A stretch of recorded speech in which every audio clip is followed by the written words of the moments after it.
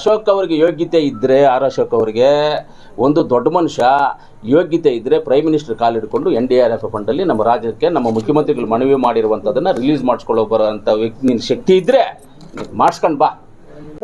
ನಾನು ಸವಾಲಿಗೆ ರೆಡಿ ಇದ್ದೀನಿ, ಓಪನ್ ಡಿಬೇಟಿಗೆ ರೆಡಿ ಇದ್ದೀನಿ ಅಂತ ಹೇಳಿದ್ದಾರೆ. ಬಟ್ ದಾಖಲೆ ಏನು ನೀವು ತೋರಿಸಿಲ್ಲ, ಅವ್ರಿಗೆ ಗೊತ್ತಾಗಿರೋಲ್ಲ. ಅವ್ರಿಗೆ ಯಾಕೆ ಗೊತ್ತಾಗಿಲ್ಲ? ನೀವು ಇಲ್ಲಿ ತೋರಿಸ್ತಾ ಇದ್ದೀರಿ, ನಾನು ಕೋಲಾರಲ್ಲಿ ಸ್ಟ್ರೈಕ್ ಮಾಡಿದ್ದು, ನಾನು ಕೋಲಾರ ಬಗ್ಗೆ ಮಾತಾಡ್ತೀನಿ, ರಾಜ್ಯದ ಬಗ್ಗೆ ಮಾತಾಡಲ್ಲ. ರಾಜ್ಯ ಮಟ್ಟದ ಬೇರೆ ತಾಲೂಕು ನನಗೆ ಗೊತ್ತಿಲ್ಲ. ನಾನು ಕೋಲಾರ ಶಾಸಕನಾಗಿ ನಮ್ಮ ಬ್ಲಾಕ್ ಕಾಂಗ್ರೆಸ್ ಅಧ್ಯಕ್ಷರ ನೇತೃತ್ವದಲ್ಲಿ ಕೋಲಾರ ತಾಲೂಕು ಬಿಟ್ಟು ಬೇರೆ ತಾಲೂಕು ಅದನ್ನ ನಾನು ಕೋಲಾರದ ಕಳಿಸಿಂದ ನಮಗೆಲ್ಲ ಬಂದಿದೆ. ನೀವು ಬೇಕಾದ್ರೆ ನೋಡ್ಕೊಳ್ಳಿ, ಇಲ್ಲಾಂದ್ರೆ ನೀವೇ ಪೇಪರ್ ನೀವೇ ಇಟ್ಕೊಳ್ಳಿ. ಮುಖ್ಯಮಂತ್ರಿ ಕೊಟ್ಟರು ಇವತ್ತು 2,000 ರೂಪಾಯಿ ಚೆಕ್ ವಾಪಸ್ ನಾವೇ ಕೊಡ್ತಾ ಇದೀವಿ, ನಿಮಗೆ ಕೊಡ್ಲಿಕ್ಕೆ ಯೋಗ್ಯತೆ ಇಲ್ಲ, ನಾವೇ ಕೊಡ್ತಾ ಇದೀವಿ ಅಂತ 2,000 ರೂಪಾಯಿ ಚೆಕ್ ಅನ್ನು ಓಪನ್ ಆಗಿ ನಮ್ಮ ಕೊಳ್ಳಿ. ಇವಾಗ ನಾನು ಒಂದೇ ಒಂದು ಹೇಳ್ತೀನಿ, ಯಾರು ಹೇಳಿದ್ದು ಯೋಗ್ಯತೆ ಇಲ್ಲ ಅಂತ ಯಾರು ಮಾತಾಡಿದ್ದು?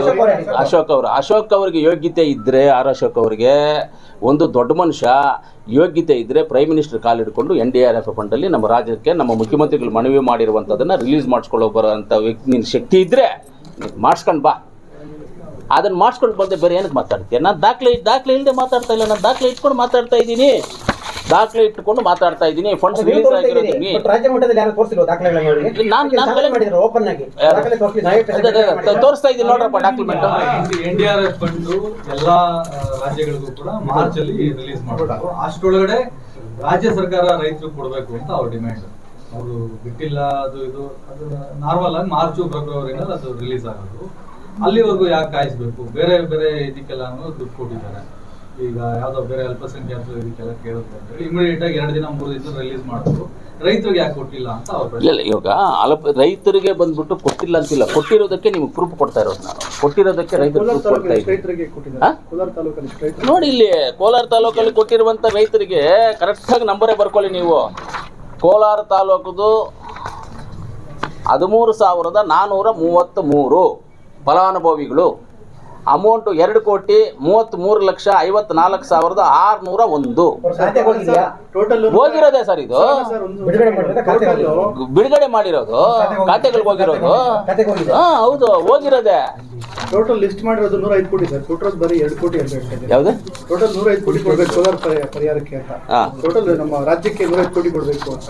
ಕೋಲಾರ ಜಿಲ್ಲೆಗೆ ಮಾತ್ರ 2 ಕೋಟಿ ಕೊಟ್ಟಿದ್ದಾರೆ. ಅಥವಾ ಕೋಲಾರ ನಾನು ತಾಲೂಕು ಹೇಳಿದ್ದೀನಿ, ಜಿಲ್ಲೆದೆಲ್ಲ ಇಲ್ಲಿದೆ, ಜಿಲ್ಲೆದೆಲ್ಲ ಇದೆ. ಆಯ್ತಾ ಸರ್? ನೀವು ಕೇಳಿದ್ರಿ ಸರ್, ರಾಜೇಂದ್ರ ಸರ್, ನೀವು ಕೇಳಿದ್ರಿ. ಅವರು ರಾಜ್ಯದೆಲ್ಲ ಮಾತಾಡ್ತಾರೆ NDRF ಫಂಡ್ ಮಾರ್ಚ್ದು ಅಂತ. ನಾವೇನು ಸುಮ್ಮನೆ ಇಲ್ಲ, ನಾವು ಕೊಡ್ತಾ ಇದ್ದೀವಿ. ನಿಮ್ಮದು ತರೋದು ಇವಾಗ ಎಮರ್ಜೆನ್ಸಿ ಇದೆ, ನೀವು ಯಾಕೆ ಅದಕ್ಕೆ ವೆಯ್ಟ್ ಮಾಡ್ತಾ ಇದ್ದೀರಾ? ಕೊಡಿ ಅಂತ ಹೇಳ್ತಾ ಇದ್ದೀರಲ್ಲ. ಎಮರ್ಜೆನ್ಸಿ ಇದೆಯಪ್ಪ, ನೀವು ತಂದು ಕೊಡಿ, ನಾವೇನು ಬೇಡ ಅಂತ ಇದ್ದೀವ? ಸೆಂಟ್ರಲ್ ಗೌರ್ಮೆಂಟಾಗಿ ಬರುವಂಥ NDRF ಫಂಡ್ಸನ್ನು ಕೊಡಿ, ನಾವು ಕೊಡ್ತೀವಿ. ಇಲ್ಲ ನೀವೇ ತೊಗೊಂಡು ಬಂದು ಲೆಟ್ರ್ ತೋರಿಸಿ, ನಾವು ತೊಗೊಂಡು ಬಂದಿದ್ದೀವಿ ಅಂತ ತೋರಿಸಿ. ಹಾಂ ಸರ್, ಅಷ್ಟೇ ಸರ್, ಬೇರೆ ಏನಿಲ್ಲ. ನಾನು ಲಾಸ್ಟಾಗಿ BJP ಅವ್ರಿಗೆ ಇಷ್ಟೇ, ದಯವಿಟ್ಟು NDRF ಫಂಡನ್ನು ಮಾನ್ಯ ಪ್ರೈಮ್ ಮಿನಿಸ್ಟರ್ ಆದಂಥ ನರೇಂದ್ರ ಮೋದಿ ಸಾಹೇಬ್ರನ್ನ ಕೇಳಿ, ಅವ್ರ ಕಾಲುಗಳು ಇವೆ ಅಂತ ತಿಳ್ಕೊಂಡು ನಾನು ಕೇಳ್ತಾ ಇದ್ದೀನಿ. ಅವ್ರ ಕಾಲುಗಳು ಅವ್ರನ್ನ ಹಿಡ್ಕೊಂಡು ಕೇಳ್ತೀವಿ, ನಮ್ಮ NDRF ಫಂಡನ್ನು ಕೊಡಿ ನಮ್ಮ ಸರ್ಕಾರಕ್ಕೆ. ಇಲ್ಲ ನಾವು ಎಲ್ಲ ಲಿಸ್ಟ್ ಮಾಡ್ತಾ ಇದ್ದೀವಿ, ಆಲ್ರೆಡಿ ಮಾಡ್ತಾ ಇದ್ದೀವಿ, ಎಲ್ಲ ಆಗಿದೆ, ಎಲ್ಲ ಮಾಡಿದ್ದೀವಿ. ಬರಪೀಡಿತ ಪ್ರದೇಶಗಳಿಗೆ ಏನು ನೀರಿಂದು, ಮೇವಿಂದು 2,000 ರೂಪಾಯಿ ಏನು ಇವಾಗ ರೈತರಿಗೆ ನಷ್ಟ ಆಗಿರೋದಕ್ಕೆ ಕೊಡ್ತೀವಿ ಅಂತ ಹೇಳಿರೋದು ಎಲ್ಲವನ್ನೂ ಮಾಡಿದ್ದೀವಿ. ಮಾಡದೆ ಏನೂ ಇಲ್ಲ. ಆರ್ಥಿಕವಾಗಿ ದಿವಾಳಿ ಆಗಿದೆ ಸರ್ಕಾರದ ಹತ್ರ 105 ಕೋಟಿ ಕೊಡೋದಕ್ಕೆ ಕಾಸಿಲ್ಲ. ಯಾವುದು ಆರ್ಥಿಕವಾಗಿ? ಒಂದು ಮಾತ್ರ ಜ್ಞಾಪಕ ಇಟ್ಕೊಳ್ಳಿ, ಈ ಭಾರತ ದೇಶ ಯಾವತ್ತೂ ದಿವಾಳಿ ಆಗುವಂಥ ಚಾನ್ಸಸ್ಸೇ ಬರೋದಿಲ್ಲ. ಆ ಥರ ಸಿಚುವೇಶನ್ ಇಲ್ಲ. ಅಂಥ ಸಿಚುವೇಶನ್ ಬರೋದಂತೂ 100ಕ್ಕೆ 100 ಭಾಗ ಇಲ್ಲ. ಅಂಥ ಸಿಚುವೇಶನ್ ಬಂದರೆ ನಮ್ಮ ರತನ್ ಟಾಟಾ ಇಂಥವರೆಲ್ಲ ದೊಡ್ಡವರಿರೋದು, ಅವರೆಲ್ಲ ನಮ್ಮ ದೇಶನ ಕಾಪಾಡ್ತಾರೆ. ತೊಂದರೆ ಕರ್ನಾಟಕ ಬರೋದೇ ಇಲ್ಲ. ಇಂಡಿಯಾದಲ್ಲಿ ಸೆಕೆಂಡ್ ಹೈಯೆಸ್ಟ್ GST ಕಟ್ಟೋದು ಕರ್ನಾಟಕ ರೀ. ಸೆಕೆಂಡ್ ಹೈಯೆಸ್ಟ್ GST ಕಟ್ಟೋದು ಕರ್ನಾಟಕ. ಹೆಂಗ್ ದಿವಾಳಿ ಆಗುತ್ತೆ? ಸೋಮಾರಿ CM ಅಂತ ಹೇಳ್ತಾರೆ ಸರ್. ಯಾರು ಎಲ್ಲ ಸೋಮೇರಿಗಳು ಯಾರಾಗಿದ್ರು ಅಂತ ಗೊತ್ತು ಎಲ್ಲ ಜನಕ್ಕೆ. 2022ರಿಂದ ಆಚೆಗೆ 2022ರಿಂದ ಯಾರು ಸೋಮಾರಿಗಳಾಗಿದ್ರು, ಯಾರ್ಯಾರು ಮನೆಗಳಲ್ಲಿ ಕುತ್ಕೊಂಡು ಎಣ್ಣೆ ಹೊಡ್ಕೊಂಡಿದ್ರು, ಯಾರ್ಯಾರು ಎಲ್ಲೆಲ್ಲಿ ಇದ್ರು ಅಂತ ನನಗೆಲ್ಲ ಡೀಟೇಲ್ ಇದೆ. ನನ್ನ ಹತ್ರ ಮಾಹಿತಿಗಳು ಇಟ್ಕೊಂಡಿದ್ದೀವಿ. ಮಾತಾಡೋಕೆ ಹೋದ್ರೆ ಹರಾಜು ಆಗ್ತೀನಿ ನಾನು. ನನ್ನ ಮುಂದೆ ನಡೆದಿರುವಂಥದ್ದು ಎಷ್ಟೋ ಇದ್ದಾವೆ, ನನ್ನ ಮುಂದೆ ನಡೆದಿರ್ತಕ್ಕಂಥದ್ದು ಎಷ್ಟೋ ಇದ್ದಾವೆ. ಅದೆಲ್ಲ ಮಾತಾಡಬೇಕಾಗುತ್ತೆ, ಬೇಡ. ಎಣ್ಣೆ ಮಾರಿದ ದುಡ್ಡಲ್ಲಿ 2,000 ರೂಪಾಯಿ ಕೊಡ್ತಾವ್ರ ಮಹಿಳೆಯರಿಗೆ ಅಂತ ಹೇಳ್ತಾರೆ. ಎಣ್ಣೆ ಮಾರಿದ ದುಡ್ಡ? ಯಾವ ದುಡ್ಡು? ಯಾರು ನೋಡಿದ್ರೆ? ಯಾರಾದ್ರೂ ನೋಡಿದಾರ? ಹೌದು, ಎಕ್ಸೈಸ್ ಡಿಪಾರ್ಟ್ಮೆಂಟ್ ರೇಟ್ ಜಾಸ್ತಿ ಮಾಡಿದೀವಿ, ದುಡ್ಡು ಬಂದಿದೆ, ಟ್ಯಾಕ್ಸ್ ಬಂದಿದೆ, ನಮ್ಗೆಲ್ಲ ಗಂಡನಿಗೆ ಕುಡಿಲಿಕ್ಕೆ ಮಾಡ್ತಾರೆ, ಅದ್ರ ಸಂಜೆ ಹೊತ್ತಿಗೆ ಹೆಂಡತಿಗೆ ಹಾಕ್ತಾರೆ ಖಾತೆಗೆ, ಅದನ್ನ ದುಡ್ಡು ತಗೊಂಡು ಅಂತ ಇಲ್ಲ, ಅದು ಅವ್ರ ಪರ್ಸನಲ್ಲು. ಗಂಡನಿಗೆ ಹೆಂಡತಿಗೆ 2,000 ಕೊಟ್ಟಾಗ ಗಂಡ ಹೋಗ್ಬಿಟ್ಟು ಬಾರಲ್ಲಿ ಕೊಳ್ಳಿ ಎಲ್ಲನ ಕೊಳ್ಳಿ, ಅದಕ್ಕೂ ನಮಗೂ ಸಂಬಂಧ ಇಲ್ಲ. ಕೊಡೋದು ನಮ್ಮ ಜವಾಬ್ದಾರಿ. ಬುದ್ಧಿವಾಗಿ ನೀವು ಜೀವನ ಮಾಡಿ ನಾವು ಕೊಡ್ತೀವಿ. ಅವ್ರು ತಪ್ಪು ಮಾಡ್ಕೊಂಡ್ರೆ ನಾವು ಅದಕ್ಕೆ ಜವಾಬ್ದಾರರಲ್ಲ, ನಾವು ಜವಾಬ್ದಾರರಲ್ಲ ಅದಕ್ಕೆ. ಆದರೆ ಇವತ್ತು BJP ಅವರು ಏನು ಆರೋಪ ಮಾಡಿದ್ದಾರೆ, ಆ ಆರೋಪವನ್ನು ನಾವು ತಿರಸ್ಕರಣೆ ಮಾಡ್ತೀವಿ.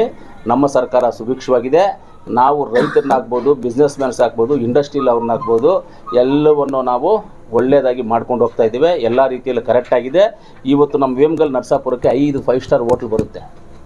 5 5 ಸ್ಟಾರ್ ಹೋಟ್ಲ್ ನಾನು ರಿಕ್ವೆಸ್ಟ್ ಮಾಡಿ ತರಿಸ್ತಾ ಇದ್ದೀನಿ. 5 ಸ್ಟಾರ್ ಹೋಟ್ಲ್ ಕಟ್ರಪ್ಪ, ನಮ್ಮಲ್ಲಿ ಇಂಡಸ್ಟ್ರಿಯಲ್ ಏರಿಯಾ ದೊಡ್ಡದಿದೆ ಅಂತ ಹೇಳ್ಬಿಟ್ಟು 5 5 ಸ್ಟಾರ್ ಹೋಟ್ಲ್ಗಳನ್ನು ತರಿಸ್ತಾ ಇದ್ದೀವಿ. ಅದಕ್ಕೆ ಯಾರು ಕನ್ಸ್ಟ್ರಕ್ಷನ್ ಮಾಡೋರು, ಯಾರು ಏನು ಹೆಂಗೆ ಎಲ್ಲವನ್ನೂ ಮಾಡ್ತಾ ಇದ್ದೀವಿ. ಹಂಗೆ ಬೆಳೀತಾ ಇರುವಂಥ ನಮ್ಮ ಕೋಲಾರ ತಾಲೂಕಿದು ಹಂಗೆ ಬೆಳೀತಾ ಇರೋದು. ಏನು ಅವ್ರು ಹೇಳ್ತಾ ಇದ್ದಾರಲ್ಲ, ನೀವು ಹೇಳಿದ್ರಲ್ಲ ಈಗ, ಆ ಮಾತುಗಳು ಯಾವುದೂ ಇಲ್ಲ. ಸರ್ಕಾರ ಸುಭಿಕ್ಷವಾಗಿದೆ, ಸರ್ಕಾರದಲ್ಲಿ ದುಡ್ಡು ಇದೆ. ನಮ್ಮ ಹತ್ರ ಸರ್ಕಾರದಲ್ಲಿ ಎಲ್ಲ ದುಡ್ಡಿಲ್ಲ ಅಂತ ಹೇಳ್ತಾರೆ. ಯಾರು ಹೇಳಿದ್ದು ದುಡ್ಡಿಲ್ಲ ಅಂತ? ನೋಡಿದ್ದಾರೆ ಯಾರಾದರೂ ದುಡ್ಡಿಲ್ಲ ಅಂತ? ಯಾರು? ಅವರು ದಾಖಲೆ ಕೊಟ್ಟಿದ್ದಾರೆ ನಿಮ್ಗೆ? ಏನಾದ್ರು ನಾನು ಕೊಟ್ಟಂಗೆ ಏನಾದರೂ ಒಂದು ಪೇಪರನ್ನು ಕೊಟ್ಟರೆ ಅದು ಬಾಯಲ್ಲಿ ಹೇಳ್ಬಿಟ್ಟು ಹೋಗ್ಬಿಡೋದು, ಗಾಲಿಗೆ ಹೇಳ್ಬಿಟ್ಟು ಹೋಗ್ಬಿಡೋದು. ನೋಡಿ, ನಾನು ಒಂದೇ ಹೊಲ್ತು ಹೇಳ್ತೀನಿ ಲಾಸ್ಟಾಗಿ ನಿಮಗೆ ಎಲ್ಲರೂ ರಿಕ್ವೆಸ್ಟ್ ಮಾಡಿ, BJP ಅವರು ಹೇಳೋ ಮಾತುಗಳು ನೀರು ಮೇಲೆ ಬರೆಯೋದು ಎರಡೂ ಒಂದೇ. BJP ಅವರು ಹೇಳೋ ಮಾತುಗಳು ನೀರು ಮೇಲೆ ಬರೆಯೋದು ಎರಡೂ ಒಂದೇ. ಇವ್ರ ಮಾತುಗಳು ದಯವಿಟ್ಟು ಅವ್ರನ್ನ ಬಿಟ್ಬಿಡಿ. ನಾವೇನಾದರೂ ಅಭಿವೃದ್ಧಿ ಮಾಡಿಲ್ಲ, ಇದು ಮಾಡಿಲ್ಲ. ಕೆಲವರು ನಮ್ಮ ಲೀಡರ್ಸ್ ಮನೆಯೆಲ್ಲ ನನ್ನನ್ನೇ ಕೇಳ್ತಾ ಇದ್ರು, ನೀನು ಕರೆಕ್ಟಾಗಿ ಬರ್ತಾ ಇಲ್ಲ ಅಂತ. ನಿಮ್ಮ ಪತ್ರಕರ್ತರಲ್ಲೇ ನಾನು ಕೇಳ್ತೀನಿ, ನಾನು ಕೋಲಾರಲ್ಲಿ ಇಲ್ಲದೇ ಇರೋ ದಿವಸ ಯಾವತ್ತು? ತಿಂಗಳಲ್ಲಿ 20 ದಿವಸದಿಂದ 25 ದಿವಸ ಕೋಲಾರಲ್ಲೇ ಇದ್ದೀನಿ. ನಾನು ಮನೆಯಲ್ಲಿ ಇರ್ತೀನಿ, ಗೆಸ್ಟ್ ಹೌಸಲ್ಲಿ. ಕಾಣಿಸ್ಬೇಕು ಅಂತ ಹೇಳಿದ್ರೆ ರೋಡಲ್ಲಿ ಬಂದುಬಿಟ್ಟು ನಾನು ಕೂತ್ಕೊಂಡು ತಬಲ ಹೊಡ್ಕೊಂಡು ಕೂತ್ಕೊಳ್ಳ. ಎಲ್ಲರಿಗೂ ಕಾಣಿಸೋದಕ್ಕೆ ತಬಲ ಹೊಡ್ಕೊಂಡು ಕೂತ್ಕೊಳ್ಳೋಕ್ಕಾಗಲ್ಲ. ನೀನು ಬರ್ತೀಯ ಅಂತ ನಿನ್ನ ಕಾಯಕ್ಕಾಗೋದಿಲ್ಲ. ನಾನು ಇರ್ತೀನಿ, ಎಲ್ಲೋ ಫೋನ್ ಮಾಡಬೇಕು, ಮಾತಾಡಬೇಕು. ಇಲ್ಲ PAಗಳಿದ್ದಾರೆ, ಯಾರಿದ್ದಾರೆ, ಯಾರನ್ನಾದ್ರೂ ಹೇಳ್ತಾರೆ. ಇಲ್ಲಿ ಗೆಸ್ಟ್ ಹೌಸಲ್ಲಿ ಇರ್ತೀನಿ, ಆಫೀಸಲ್ಲಿ ಇರ್ತೀನಿ, ಇಲ್ಲೇ ಲೋಕಲಲ್ಲಿ ಫಂಕ್ಷನ್ಸ್ಗೆಲ್ಲ ಓಡಾಡ್ತಾ ಇರ್ತೀನಿ. ನಾನು ಎಲ್ಲಿಗೂ ಇರ್ತಾವೆ. ನಾವು ಕೆಲಸ ಮಾಡ್ತಾನೇ ಇದ್ದೀವಿ. ನಾನು ಆಕ್ಟಿವ್ ಆಗಿ ಓಡಾಡುವಷ್ಟು ನಾನು ಇದು ಮಾಡೋಷ್ಟಿಲ್ಲ. ನಾವಂತೂ ಒಂದನ್ನು ಹೇಳ್ತೀವಿ, ಜಿಲ್ಲೆ ಬಗ್ಗೆ ನಾನು ಮಾತಾಡಲ್ಲ, ಕೋಲಾರ ತಾಲೂಕಿನ ಬಗ್ಗೆ ಇನ್ಕ್ಲೂಡಿಂಗ್ ನಮ್ಮ 3 ಹೋಬಳಿ, ಉತ್ತೂರು, ಓಲೂರು, ಸೂಟೂರು ಹೋಬಳಿ ಸೇರಿಸ್ಕೊಂಡು ಮಾತಾಡ್ತೀವಿ. ಯಾಕಂದರೆ ತಾಲೂಕು ನಮ್ಮ ಅಂಡರ್ಗೆ ಬರುತ್ತೆ. ಅಸೆಂಬ್ಲಿ ಕಾನ್ಸ್ಟಿಟ್ಯೂನ್ಸಿ ಶ್ರೀನಿವಾಸಪುರಕ್ಕೆ 2 ಹೋಬಳಿ ಹೋಗ್ಬೋದು, ಬಂಗಾರಪೇಟೆಗೆ ಒಂದು ಅಸೆಂಬ್ಲಿ ಕಾನ್ಸ್ಟಿಟ್ಯೂನ್ಸಿ 1 ಹೋಬಳಿ ಹೋಗ್ಬೋದು. ಆದ್ರೂ ನಾನು ಅದನ್ನು ಸೇರಿಸ್ಕೊಂಡು ಹೇಳ್ತೀನಿ, ಇಲ್ಲಿರ್ತಕ್ಕಂಥ ರೈತರಿಗಾಗ್ಬೋದು, ಯಾರಿಗೆ ಆಗ್ಬೋದು, ಏನೇ ಕರೆಂಟ್ ಆಗಲಿ, ನೀರಿನ ಸಮಸ್ಯೆ ಆಗಲಿ, ರೈತರಿಗೆ ಮೇವಿಗಾಗಲಿ, ಈ ಫಂಡ್ಸ್ ಇವತ್ತು 2,000 ರೂಪಾಯಿ ಇನ್ನೂ ಬರಬೇಕು, ಇನ್ನೂ ಬ್ಯಾಲೆನ್ಸ್ಗಳಿದ್ದಾವೆ, ಅದನ್ನೆಲ್ಲ ಹಾಕ್ಸೋವಂಥ ಜವಾಬ್ದಾರಿ ತಗೊಂಡು ಖಂಡಿತವಾಗ್ಲೂ ನಾನು ಮುಖ್ಯಮಂತ್ರಿಗಳ ಹತ್ರ ಕೂತ್ಕೊಂಡು ಮಾತಾಡ್ತೀವಿ. BJP ಅವರಿಗೆ ನಾನು ಇನ್ನೊಂದು ಒಂದು ಹೆಜ್ಜೆ ಮುಂದೆ ಹೋಗಿ ಹೇಳ್ತೀನಿ. ಅವ್ರಿಗೆ ಎಚ್ಚರಿಕೆಯನ್ನು ಕೊಡ್ತೀವಿ. ನಾವು ಸುಮ್ಮನೆ ಇಲ್ಲದೇ ಇರೋ ಮಾತುಗಳೆಲ್ಲ ಮಾತಾಡಿ, ಇವಾಗ ನೀವು ಹೇಳಿದ್ರಲ್ಲ, ಆ ಮಾತುಗಳಲ್ಲಿ ಹೇಳೋಕ್ಕೂ ನನಗೆ ಬಯರಲ್ಲ. ಹಂಗೆಲ್ಲ ಹೇಳಿದ್ರೆ ಮಾತ್ರ ನಾವು ಸುಮ್ಮನೆ ಇರೋದಿಲ್ಲ. ನಾವು ಮಾತಾಡಿದ್ರೆ ಆಮೇಲೆ ಬೇರೆ ಥರ ಎಲ್ಲ ಆಗೋಗ್ಬಿಡುತ್ತೆ. ಅಂದರೆ ಅವ್ರದ್ದು ವಿಚಾರಗಳು ನನ್ನ ಹತ್ರ ಇದ್ದಾವೆ. ಯಾರ್ಯಾರು ಏನೇನು ಮಾತಾಡಿದ್ದಾರೆ, ನನ್ನ ಮುಂದೆ ಡಿಸ್ಕಷನ್ ಆಗಿರುವಂಥ ವಿಚಾರಗಳೆಲ್ಲ ನನ್ನ ಹತ್ರ ಇದ್ದಾವೆ. ಅದನ್ನೆಲ್ಲ ನಾನು